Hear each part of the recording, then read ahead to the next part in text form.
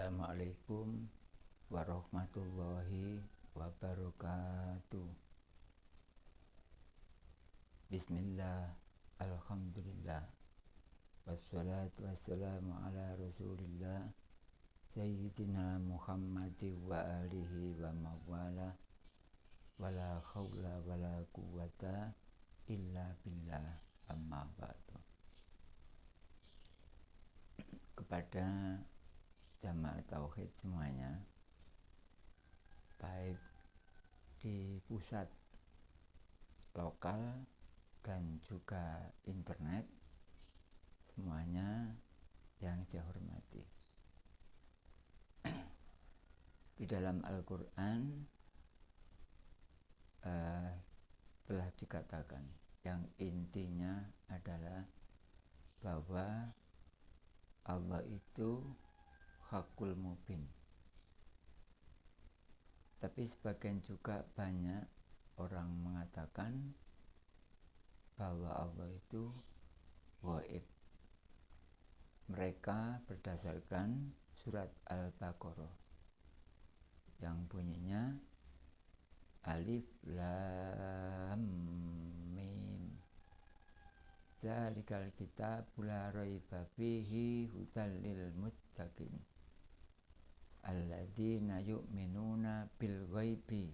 Nah, ini yang biasanya dibuat pedoman bagi orang-orang syariat. Artinya orang yang tidak kenal tauhid. Dikatakan bahwa Allah adalah ghaib, tidak akan pernah ghaib. Dari dulu sampai sekarang dan sampai kapanpun Allah tidak akan pernah ghaib. Dan memang Allah tidak ghaib. Al-Quran, Al-Hadis, Ijma, dan Qiyas tidak pernah mengatakan kalau Allah itu ghaib. Yang banyak adalah bahwa Allah Hakul Mubin, nyata, jelas. Tidak ada sesuatu pun yang nutupi dengan zat Allah sehingga zat Allah tidak nampak, tidak jelas, tidak nyata. Tidak ada dunia yang bisa atau yang mampu nutup zatnya Allah sehingga Allah tidak kelihatan. Tidak ada penjelasan seperti itu. Dengan adanya pengajian tauhid ini memberi penjelasan kepada masyarakat bahwa jangan percaya kalau Allah itu ghaib. Jangan percaya. Kenapa demikian? Karena di dalam ilmu tauhid sudah jelas. Apalagi tiap hari banyak orang membaca kalimat tauhid. La ilaha illallah al-malikul hakul mubin. La ilaha, tidak ada Tuhan selain Allah. Al-maliku, ngeratoni, merajai, atau kalau istilahnya raja itu kan laki-laki, ratu kan perempuan. Ya biar ada kata-kata seperti itu. Tapi Allah tidak laki-laki, juga tidak perempuan. Hakul Mubin, nyata, mubin, jelas.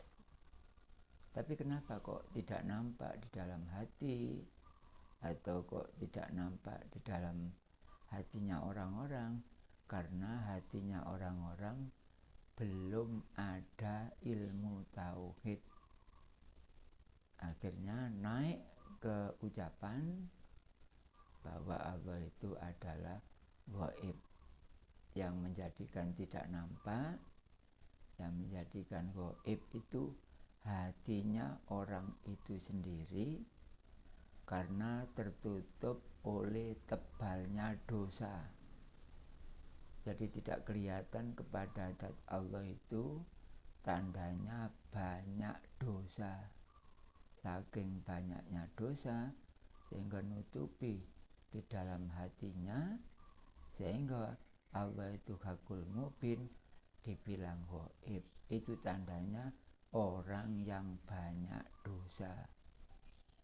Walau tiap hari sholatnya nggak pernah berhenti, puasa Ramadan sukses 1 bulan, apalagi amal ibadah yang lainnya juga tidak mungkin ketinggalan seandainya. Walau demikian, tapi kalau hatinya memaknai, hatinya memberi penilaian bahwa Allah itu adalah ghaib, maka orang tersebut adalah termasuk ashabul yamin, ashabus simal. Ashabus simal. Kalau ashabul yamin, orang itu mengatakan bahwa Allah itu Hakul Mubin. Ashabul yamin adalah golongan sebelah kanan dan orangnya benar-benar punya Tuhan ya benar, sembahyang ya benar, wudhu juga benar, bicara tentang surga taunya juga benar, di mana tempatnya surga hatinya sudah tahu dengan beneran. Itu ashabul yamin. Kalau ashabus simal punya Tuhan hanya pengakuan saja. Tuhanmu siapa? Allah. Tapi hatinya tidak tahu sebenarnya Allah itu siapa, apa, seperti apa, kapan kita bisa berjumpa, di mana, dan kayak apa. Kalau hati masih ada seperti itu, pasti orang cara membaca syahadatnya itu syahadat yang goroh atau munafik. Dididik dengan pengajian dan pelajaran tauhid ini agar kita semuanya jangan sampai munafik kepada Allah. Hanya gara-gara syahadat tidak tahu kepada yang disyahadati, maka tergolong ashabus simal. Gara-gara tidak tahu yang disyahadati, tapi hanya pandai membaca syahadat, maka orang tersebut pasti masuk golongan ashabus simal. Ashabus simal itu apa? Ya jurusan neraka. Kalau ashabul yamin jurusan surga. Tapi kita sendiri ngapain kita mencari surga? Gak penting. Yang penting carilah yang punya surga. Jadi jangan mencari surganya. Surga itu murah, gak penting. Yang larang, yang mahal itu yang punya surga. Siapa yang punya surga? Bukan Allah. Kalau Allah kan makhluk. Yang punya surga itu zat. Zat itu yang punya surga. Kalau manusia rata-rata ibadah pengen masuk surga, sudah itu salah. Surga itu nggak penting. Surga sendiri tidak akan bisa memasukkan manusia ke dalam surga. Yang bisa memasukkan manusia ke dalam surga itu yang punya surga. Siapa dia? Adalah zat, yaitu zatullah, zatnya Allah. Kalau asma Allah bukan Tuhan, karena itu asma Allah tidak akan bisa memasukkan manusia ke dalam surga. Salah besar bagi orang punya Tuhan tidak tahu Tuhannya. Kalau ada orang publik yang ingin mengetahui Tuhan, silakan bergabung dengan kami. kami yang bertanggung jawab untuk menjadikan hati panjenengan semuanya, hati Anda semuanya secara syariat bisa berjumpa dengan zat Allah. Nggak usah berjumpa dengan zat Allah di akhirat besok, karena Al-Quran, hadis, ijma, qiyas tidak pernah mengatakan bahwa manusia itu berjumpa dengan zat Allah besok di hari kiamat. Tidak ada keterangan seperti itu. Ngapain kok banyak orang memberitahu kepada jamaahnya, kepada santrinya, kepada muridnya, kalau berjumpa dengan Allah di akhirat besok? Dalil apa yang mereka gunakan? Pedoman apa yang mereka buat pedoman? Rumus apa yang mereka gunakan? Tidak ada. Itu adalah orang munafik. Allah jelas di sini dibilang gaib. Allah dekat di sini dibilang di akhirat besok. Sudah munafik semuanya.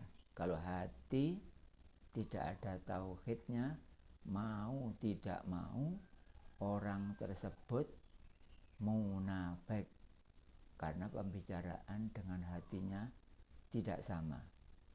Contoh sekarang, orang membaca syahadat supaya tidak munafik harus berhadapan dengan zat dulu.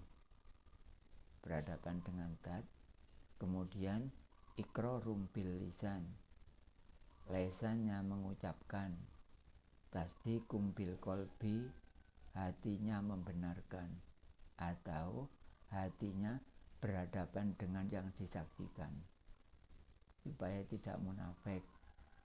Hati-hati, hidup di dunia ini hanya satu kali.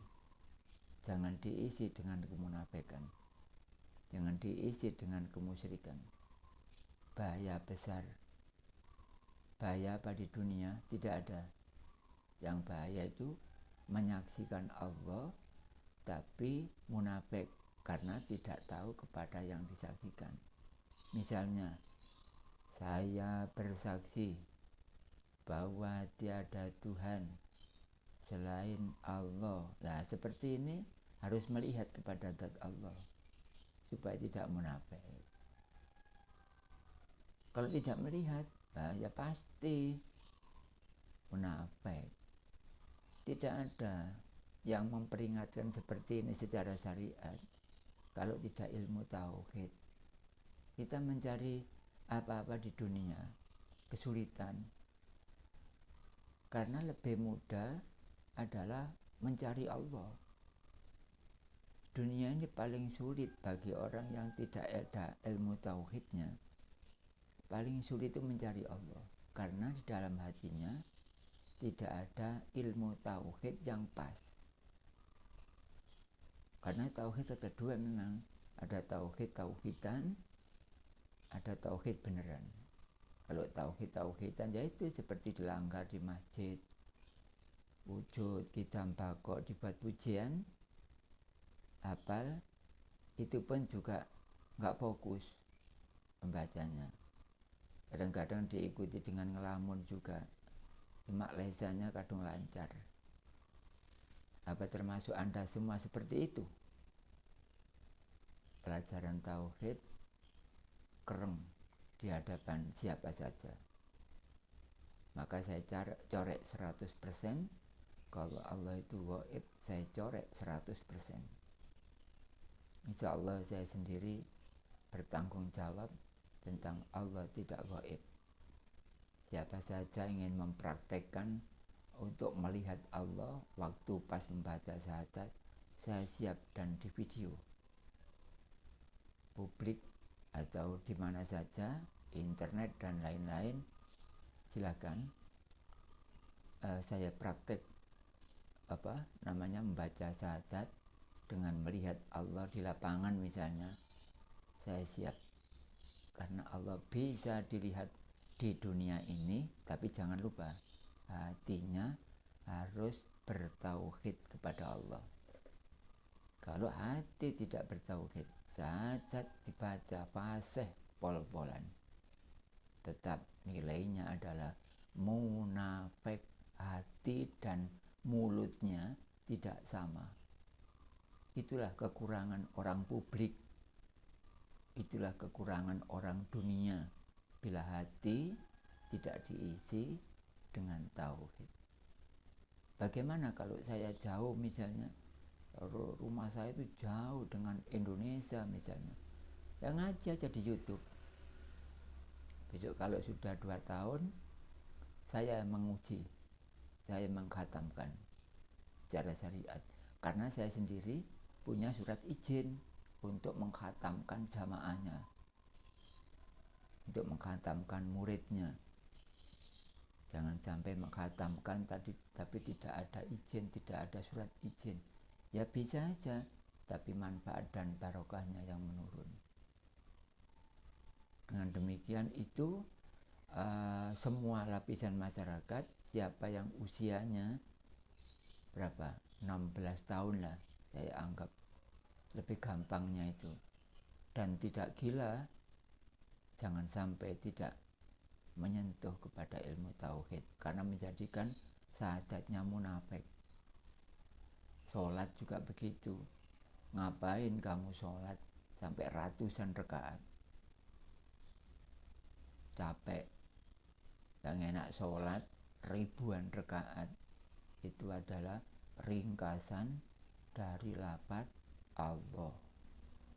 Itu yang dinamakan sholat tidak pernah berhenti, dikir non-stop, sholat daim. Kalau dipraktekkan, ya capek beneran. Bayang ratusan rakaat, nggak tahu yang disembah lagi. Nggak akan keterima. Karena orang keterima sholatnya, sebelum sholat zatnya Allah dibenerkan dulu, depannya ini difokuskan hatinya, kemudian baru ilahi anta maksudi waridhoka matlubi, terus takbiratul ikram. Itu yang benar sebelum sholat, baik itu sunnah maupun wajib, 1 rakaat apa 2 rakaat apa ratusan rakaat, itu melihat kepada zat Allah dulu, kemudian takbiratul ikram. Apa Anda semuanya kalau sholat seperti itu, baik 1 rakaat maupun ratusan rakaat? Gak mungkin kalau hatinya tidak ada ilmu tauhid. Lalu siapa yang ingin bertanya? Tidak apa-apa, tidak ada artinya. Sembahyang tidak tahu yang disembah itu nilainya tidak ada artinya. Wudu yang gak benar. Kenapa? Wudunya gak melihat zat. Siapa yang menerima wudu kalian? Sholat juga gak benar. Siapa yang kamu sembah? Bukan Allah kan? Zat. Inni wajjahtu wajhiya lilladzi. Nah, orang publik dengar semuanya kan?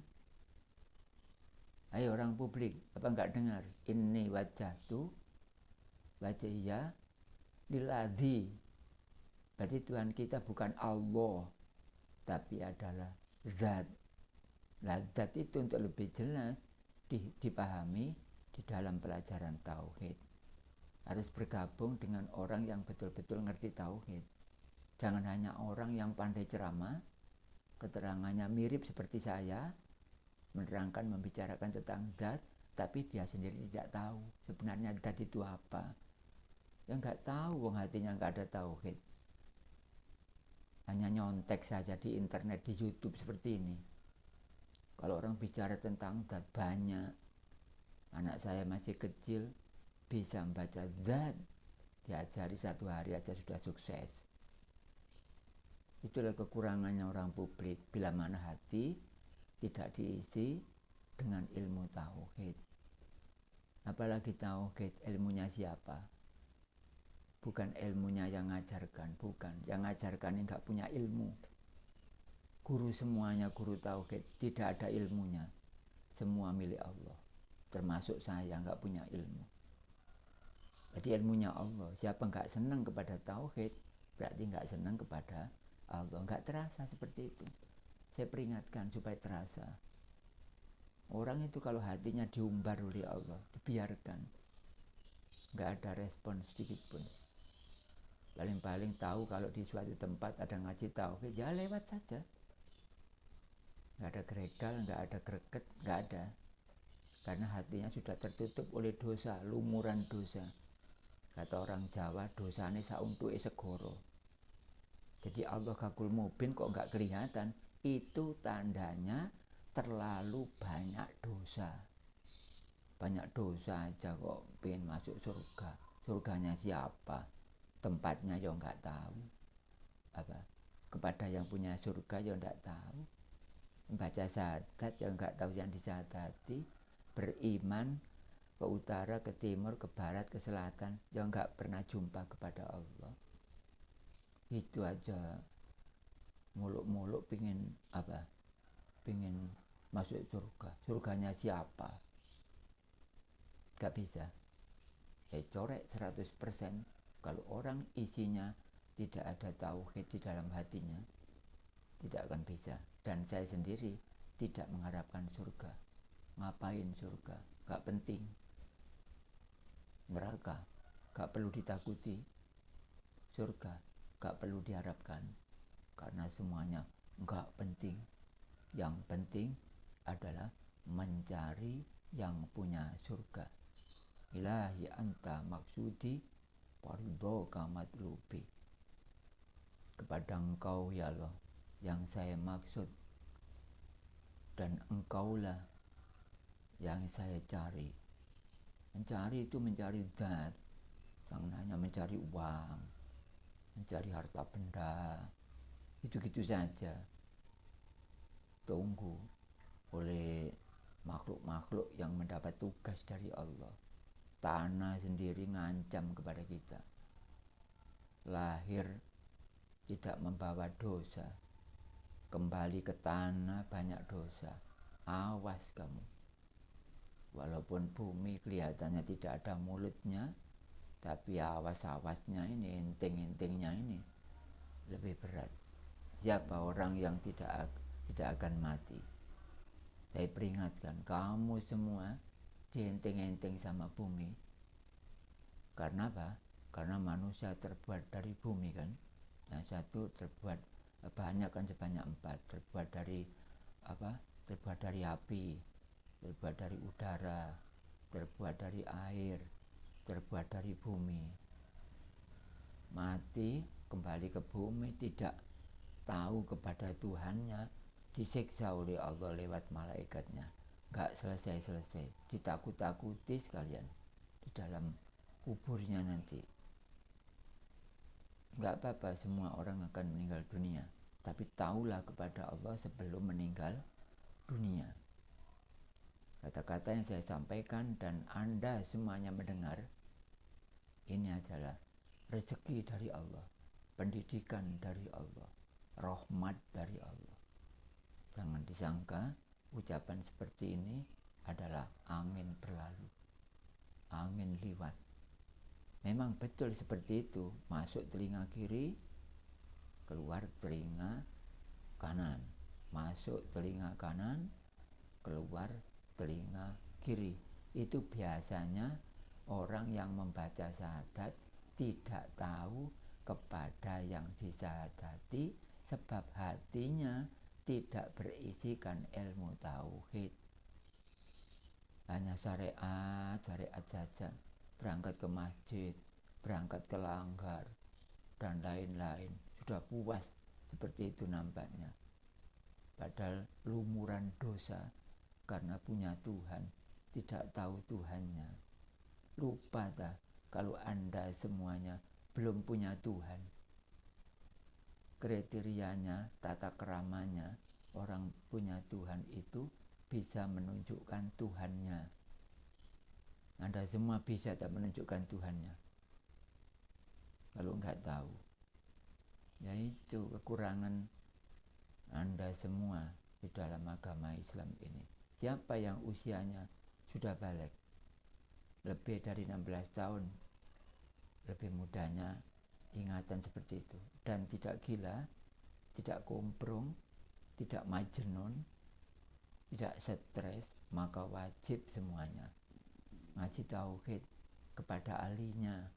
Jangan ngaji kepada orang yang tidak atau bukan ahlinya, karena mereka pandai bicara, tidak tahu yang dibicarakan.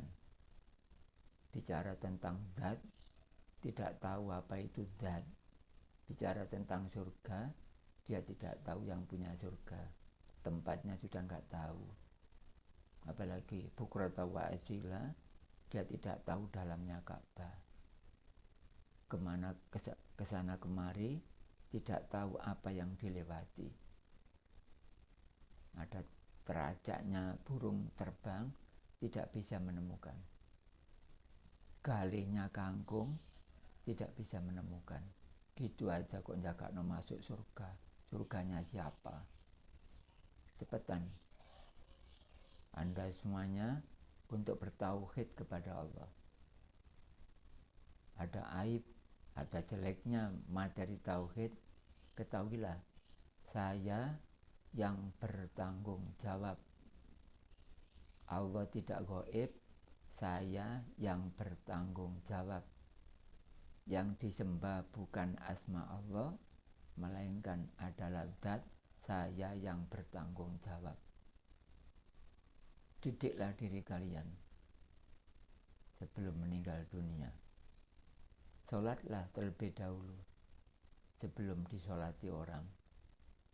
Wudulah tiap hari sebagaimana biasanya orang ibadah sebelum diwuduin sama Pak Mudin dan lain-lain. Tapi jangan lupa, baik sembahyang wajib maupun sunnah harus tahu yang disembah. Itulah sekedar pemberitahuan dari saya, himbauan, pitutur, terserah. Yang penting saya mengajak baik dan agar Anda semuanya menjadi selamat, terutama besok di alam akhirat. Maka di dunia harus mencari jalan yang menuju keselamatan. Ada kurang lebihnya, saya mohon maaf yang sebesar-besarnya, dan saya akhiri. Wabillahi taufiq wal hidayah. Wassalamualaikum warahmatullahi wabarakatuh.